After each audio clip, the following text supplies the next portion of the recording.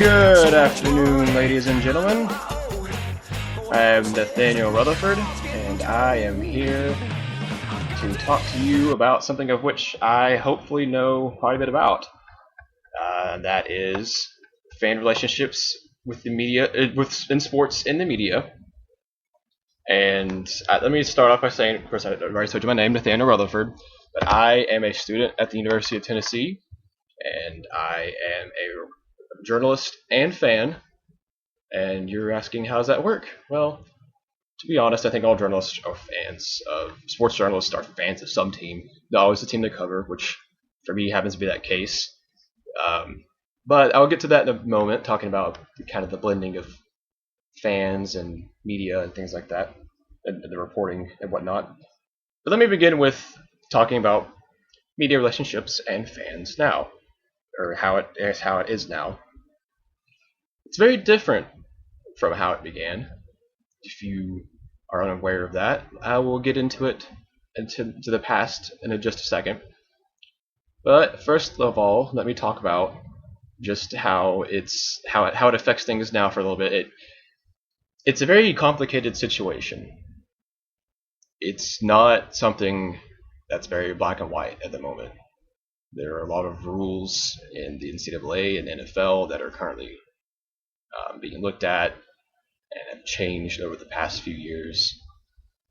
It's not something that you can approach with very distinct borders and very distinct. It's something that's very hard to kind of wrap your head around at times, because it's kind of a flowing, moving morality thing right now. I guess to get really into it, to jump into conversation really deep, let's go back to the very beginning. Not the very beginning of time, because that we'll be here forever if I started there. The beginning of media coverage when it came with sports, and the early days when we talk about TV and stuff back in the World War II era. Back then, you'd have the game of the week, and by that I mean you got to watch one game a week in NFL or college football. That's it.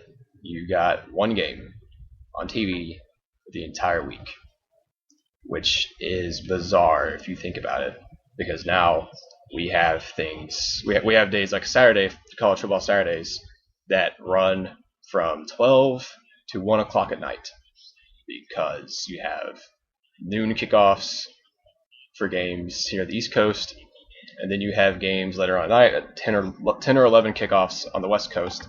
They'll run at 10 or 11 o'clock here on the East Coast, and they'll go until 1 o'clock in the morning. So you have days like that go from 12 to 14 hours in a day, whereas you had one game the entire week, which I think is bizarre. But that's just how TV was. You had 3, 4, 5, if you're lucky, channels you could watch back then. But anyway, there you go with that. You start getting more networks and things. You start getting more games starting to get on there. It starts expanding. You start getting more media coverage. You start getting more TV, radio, newspapers, and that's how fans knew about it. It was a very much a spectator relationship with fans and sports for a very long time, because you didn't have. I think eventually you got the advent of the sports radio call-in show, but that wasn't until the 80s really that started happening. And even then, but before then, it was just you watched the games. You could talk to your family or other fans that you knew, and that was it. You could go to. That's why going to a game was a big deal back then, because it allowed you to actually go and watch the team, and it allowed you to actually. You didn't really interact with the team itself, but you could interact with other fans there during the game. That's why going to a game was such a big deal back many decades ago, because it actually meant something, because you didn't have the interaction you have now. But then once you get to the 80s, things are starting to change a little bit.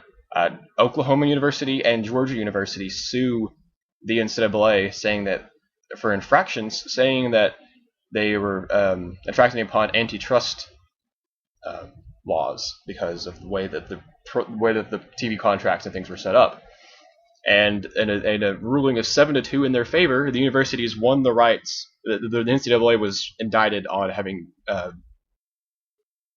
infracted upon antitrust laws, and the universities got the rights to negotiate lucrative TV contracts with the networks like NBC and Fox and ABC and things like that, and CBS. I guess maybe not Fox back then, but CBS, NBC, ABC, things like that. And that's how you got the start of a lot of the games being broadcast different networks like they are now. But that the NCAA picking and choosing who gets to go on, it's between the contract, it's between the networks and the schools who gets to go on TV.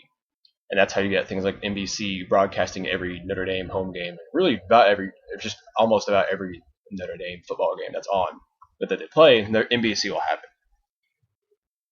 Then comes along ESPN and the internet, and ESPN was really one of the first big networks like that to embrace the internet. But really, ESPN kind of was a revolution in itself, because before you had things in the 80s and stuff, in the early 90s, like you'd had the ABC Wide World of Sports, and that was. It was interesting because you'd see all kinds of different sports things, but you didn't have a network that was committed to sports coverage for just the entire network itself. Because ABC, of course, had other things like news, other programs, soap operas, and different things like that. But ESPN started the big sports phenomenon where you have almost a 24/7 sports news cycle. Because this is the advent of the 24/7 news cycle in general.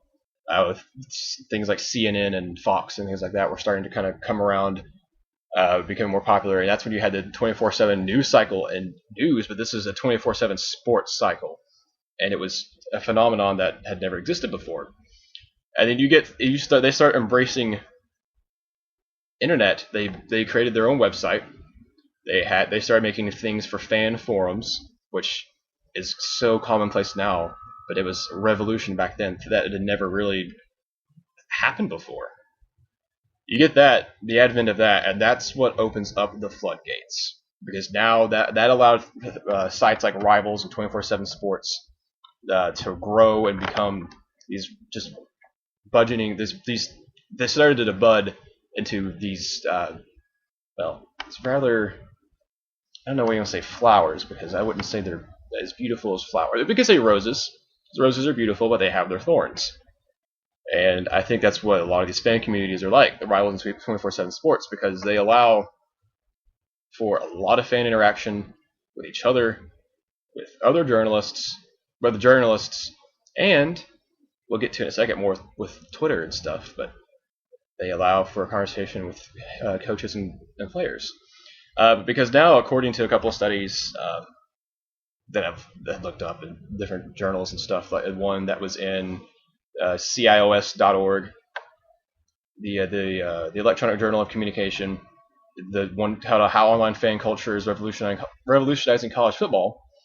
It talks about how the growth of fan sites like that and a lot of the different online social structures like that are now affecting many decisions within college football, and especially the hiring and firing of coaches. And a lot of coaches and athletic directors and stuff have pointed to the online interactions with fans and stuff as kind of a growth of the firing and hiring process. There's more coaches hired and fired because of fan outrage and feedback than ever before. Now, before I get into that, I don't want you to think this is just a big firestorm against social media, because it's not. There are definitely good things. To quote that same research article, they talked about social media especially, but the way media coverage has expanded. It says that sports fans now have multiple ways to bond with like-minded fans of their favorite teams, while at the same time building bridges and ultimately relationships with an array of diverse communities, including opposing fans and even media. Which it does. It totally does. It allows for fans to form relationships with other fans they never would, It allows for more open communication with opposing fan bases, which can be good and bad. Right now, I'm focusing on good, and it allows coaches and players to become more accessible, to become not just these heroic figures that you watch on TVs on Saturday and Sunday and build up in your mind as these great and imposing figures, but they become more human.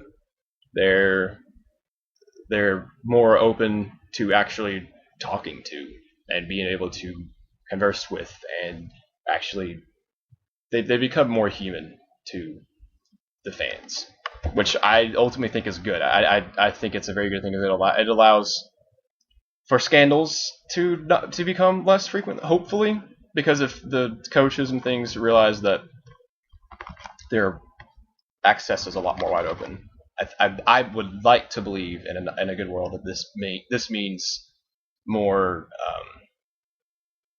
transparency in their behavior, and that they would try not to do as many things. But okay, I digress from that one too. But there are, of course, some bad things, and I think it's good to address the good, because there definitely is good in the expanded media relationships, but there's definitely bad, and I think that's what gets the most attention, but I think with good reason, because there's just kind of a lot of bad. Anyway, so some of the bad, I think. Okay, one of the quotes that I also got from the site that was done by a research in 2006 says, "But with the web, followers gain unprecedented access to ideas. A notion one of the researchers, the last name is Real, calls the death of distance in sports fandom," and that I think is one of the big concepts, the whole death of distance thing, where you're no longer distant. Distance from the players and coaches is on an all-time minimum. It seems less like when you're watching the game, you could be hundreds of miles away. Say you're here in Knoxville and you're watching the Southern California Trojans take on Arizona way over in California. You're literally hundreds of miles away, but thanks to things like Twitter and the Rivals and 247 Sports message boards, you're not that far away. In all actuality, when it comes to talking to other players, or talking to fans rather, and seeing things, you might as well be at the game, because I mean, you can watch it on TV. You can get instant feedback from journalists and whatnot who have Twitter accounts themselves, and you get instant feedback from other fans. So the distance really has died. You can with anywhere when it comes to social media. You're technically, if you think about it in a social in a electronic medium, you're literally within walking distance in an electronic medium talk from your favorite team anytime. Period. Another thing that the social media growth has done is it blurs the lines between fans and media and production and consumption. And I would like to cover this now, since I feel like this is definitely where I have some expertise, because I grew up a fan of the Tennessee Vols. I watched, I don't know how many countless games of football and basketball, hundreds I've watched on TV. And before I was a student at the university, I've been to a handful of football games. And now that I'm a student, I've been to just about every home game. So yeah, I was a fan, a big fan. I had a vested interest in the team, paying interest and just my time I gave to them. But that changed. Well, I wouldn't say that changed, but my relationship with the team changed in early 2014 when I started writing for a website called All for Tennessee. Now, what makes this different than other websites is that it is under the umbrella network Fansided, which is a site that was started by two guys who were big Kansas City Chiefs NFL team football fans, and they were tired of the spin and stuff they got from other journalists that cover the team, and they wanted to put their own input, so they started this network, this website, that ended up becoming a huge conglomerate that it is now. But it started the Fansided Network, which is a site that while the editors themselves of the various, I think there's hundreds of sites now, not just for professional but college sports and things too, even some hockey. It has hockey, NFL, MLB, NBA, NCAA, football, basketball. If it really most and a lot of the schools and stuff are getting they grow more websites. It seems like daily, but they grow more sites now. But anyway, my train of thought just died there. Okay, yeah, but anyway, Fansided, it blends. The editors themselves have more journalistic backgrounds. It would seem like, at least for my editor, I know he does, and several other editors of the sites do. But what it does is it empowers the fans to become journalists themselves. Let that sink in a little bit. Now we're getting into the word I talked about earlier, with some gray territory here. Fans are no longer just fans who watch the game and will think what they think and kind of call in and talk to journalists or talk to radio people and be on a lower plane. Now fans have been elevated to the same standard of journalists. They're allowed access. Well, I'm not sure if they're allowed. Sometimes, like I know I'm allowed access to the team. I'm allowed to go watch practices. I've covered the games. I've been in the press box for a football game, and I've actively have been covering some basketball games this year. It opens up a whole avenue that was never seen before. Fans were always just fans, and their opinions were considered less. Now they're on the same playing field as journalists, and I think it's starting to kind of blur those lines a lot more. And it's interesting that what was once discredited is now credited because of the social media, because that was one of the big things that Fansided has embraced, is the social media aspect of it, and the fact that you don't have to be at the game to really be able to cover it, because a lot of the fans, well, like I know I've done it a couple of times, will live tweet games from the couch, like watching the game on TV. You live tweet it. You don't have to be at the game to live tweet it, or at the game to get coverage of it. And I think 20 years ago, it would have seemed, I wouldn't say blasphemous to some journalists, but it would have seemed like one of the dumbest ideas you could ever have said to them if you were to tell them that this would be what the case would be like in 2014. The Fansided started in about 2008, 2009. So 5-6 years ago, for this to be the case, they would have thought you were crazy. But there are some downsides now to this fact that fans are so heavily involved with the teams and heavily involved with media and reporting.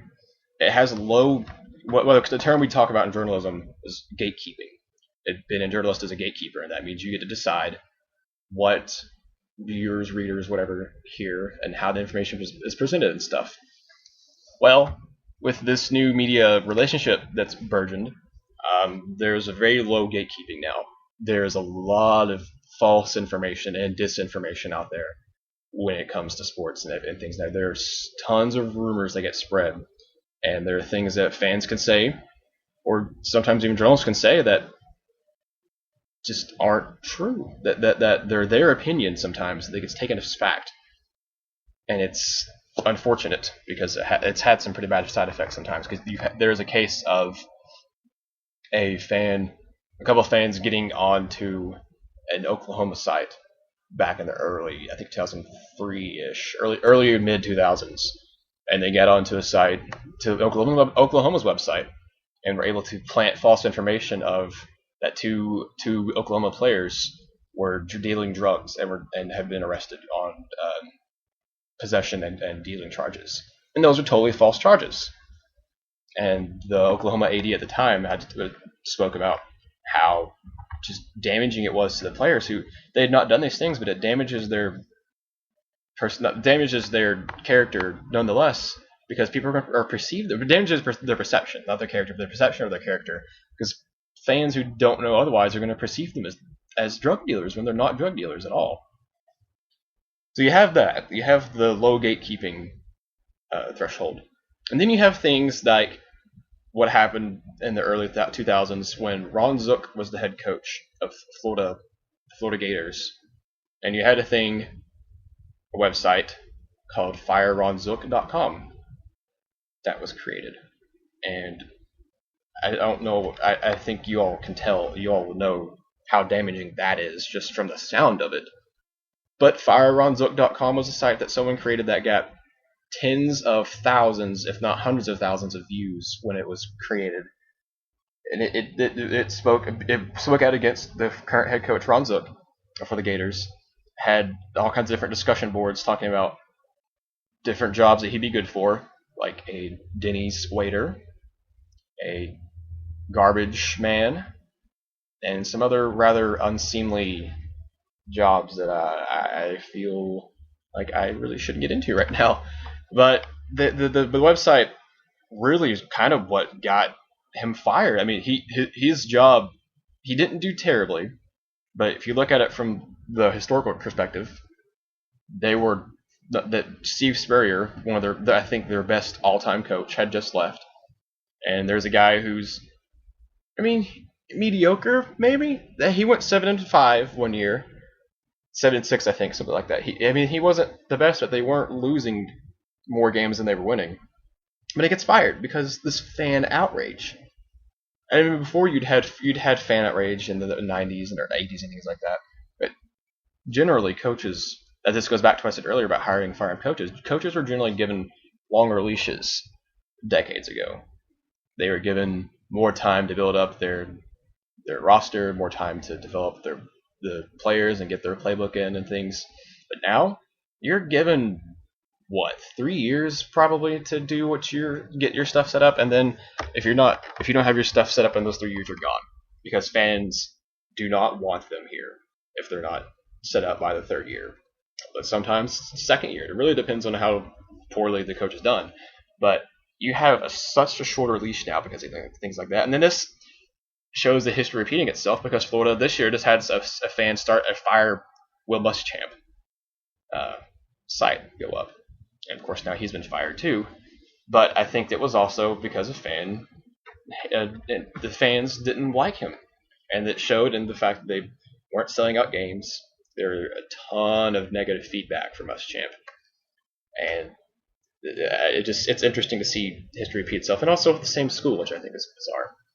You also have the lack of credibility issues, which I've already hit on with the website, with Oklahoma things. But it's also very easy to be combative for the fans, and it's with other fans, but it's much easier to simply just trash talk and be inflammatory rather than productive and building relationships. But it's also a way. This is kind of true for any online message board or any online things like that. But it's very true. You can just start fights without worrying about the consequences, because you're hidden behind the anonymity, and you have an anonymous kind of relationship. Like, you don't have to put your real name out there. You don't have to have any kind of information of yourself out there. And it's a bad situation, because you have guys who can start fights online and not worry about it, which is it's just not a good way to have a conversation. It goes from being productive to a crack throwing contest, basically.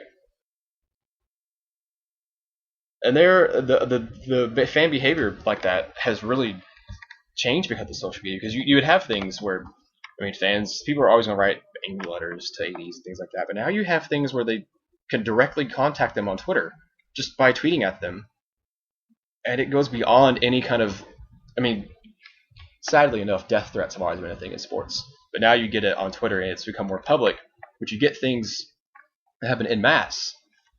Like you have, this one's rather funny. I'll go with kind of lighthearted ones at first, but there's some darker ones. But there's a lighthearted one where a Ole Miss football fan tweeted during the game. I don't remember which game, but there's a game that Ole Miss is playing, and a fan tweeted Ole Miss athletic director Ross Bjork saying, "I like Ole Miss, but at Ross Bjork AD doesn't deserve to win."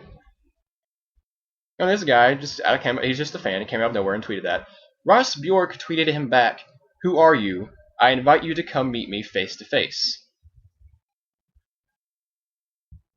This is all about that gray morality scale that's going on. This and him contacting him like that, he kind of got in trouble. He didn't get fined or anything. But he kind of got in trouble. Got reprimanded by other people and higher ups and stuff from him. And then you have there's in the NFL, Brandon Marshall, wide receiver for the Chicago Bears, had a tweet from a fan challenging him to a fight. Or not? No. Take that back. He didn't challenge him to a fight. The fan went off on Brandon Marshall because of the thing he posted a while back about Detroit being the Chicago's little brother. And the guy posted on Instagram saying, "Remember this when you called Detroit little brother? Well, look at who's the bottom now." And then he goes on to call his mother let's say a lady of the night, basically. But anyway, Brandon Marshall tweets back, and he says, "I'll give you $5,000 to get in the ring with me." And then he goes on to say, "I'll give you another $10,000 if I win, you have to serve 100 hours in an orphanage. Deal?" And then the guy goes on, he's like, "All right, 25,000 then." So that he makes it 25, and it also says you have to apologize to my mom. So it turns out that he was joking, but he offered to get into the ring with a fan, all because of Twitter and Instagram. I just never seen things like this before. A player calling out a fan to get into the ring with him, I think, is bizarre. And of course, he said it was joking. But this kind of these kind of relationship would never be possible without things like Twitter. But then you have things like Florida State fans covering up a hit and run from two players on Florida State football's roster because it happened. It got tweeted out, and the story got tweeted out by a news source, and Florida State fans were going and reporting it as spam, and it got removed from Twitter as spam. And of course, later on, Twitter found out what happened, and they restored it and apologized, saying that outside parties were marking it as spam when it was obviously not. But that just right there shows the shady nature of kind of this expansion of the relationships between media and fans, because when it starts getting between fans can start covering up illegal activities, I don't know where to take it. But in conclusion here, the behavior of fans have changed dramatically because of this expansion of media coverage. We've gone from being spectators and consumers to now they're producing content and are allowed interaction and being closer to fans and players and coaches than ever before. But it's good because it allows the fostering of relationships that would never have happened before, but it's also bad because it allows very negative things to happen. Like I just mentioned earlier, with the covering up of crimes, or being very, very inflammatory towards players and recruits and things like that, which that's a whole different thing to talk about recruits, being inflammatory towards recruits, making them not want to come to university because of the fans being so outrageous. But then you also have things like the Brandon Marshall inciting a fight, possibly? I don't know. But yes, it empowers fans, and yes, I think on the whole it is good, but there needs to be some rules put in place at university level and NFL level, and they're looking at that, but it's still very much a gray matter thing, and they're having to adjust to it on the fly. But that is all I have for you guys today. I hope you all have a very good rest of the day, and I have enjoyed talking to you all.